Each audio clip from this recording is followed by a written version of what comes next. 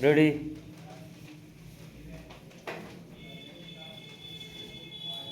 Start. एक देश एक चुनाव संबंधी विधेयक को कैबिनेट की स्वीकृति यही बता रही है कि मोदी सरकार अपने वायदों को पूरा करने के लिए प्रतिबद्ध है।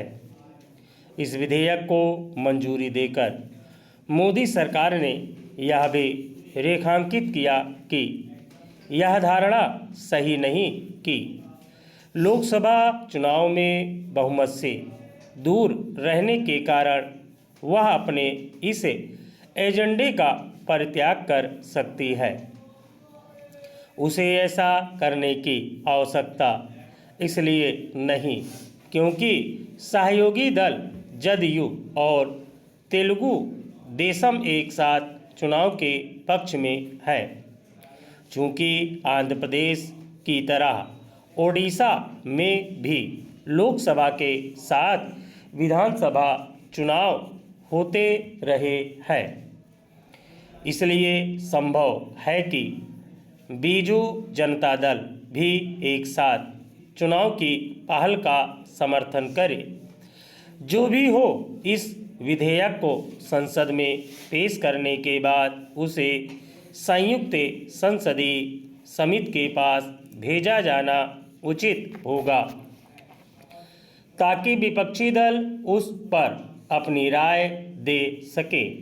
हालांकि एक साथ चुनाव पर विचार के लिए जब पूर्व राष्ट्रपति रामनाथ कोविंद की अध्यक्षता में समिति गठित की गई थी तो विपक्षी दलों के सुझाव मांगे गए थे। फिर भी बेहतर यही होगा कि इसे महत्वपूर्ण विषय पर नए सिरे से विपक्ष की राय ली जाए।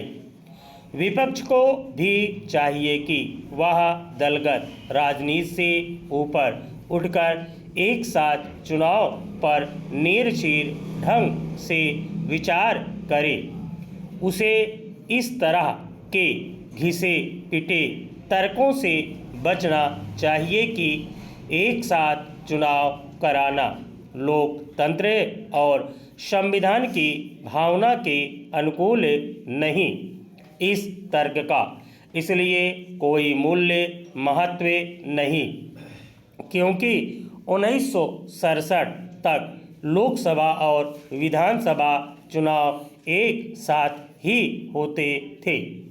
इसी तरह इस दलील में भी दम नहीं कि एक साथ चुनाव होने से क्षेत्रीय दलों को राजनीतिक नुकसान होगा क्योंकि ओडिशा और आंध्र प्रदेश के क्षेत्रीय दलों ने भी कभी ऐसी शिकायत नहीं की।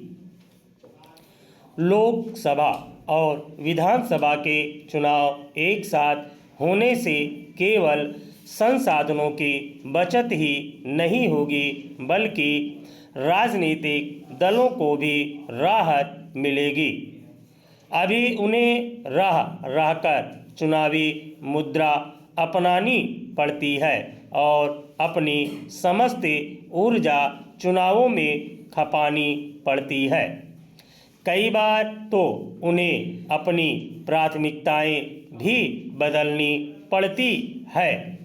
इसके अलावा यह भी किसी से छिपा नहीं कि चुनावों के चलते बार बार आचार संहिता लागू होने से नीतिगत निर्णय लेने और उन्हें लागू करने में समस्या आती है।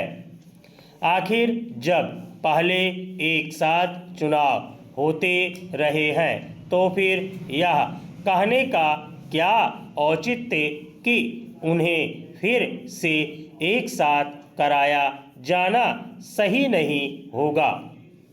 एक साथ चुनाव के विचार को पसंद न करने वाले दल कुछ भी दावा करे, यह कोई आदर्श स्थिति नहीं कि लोकसभा चुनाव के बाद राजनीतिक दल हरियाणा और जम्मू कश्मीर के विधानसभा चुनाव में व्यस्त हो गए। स्टॉप।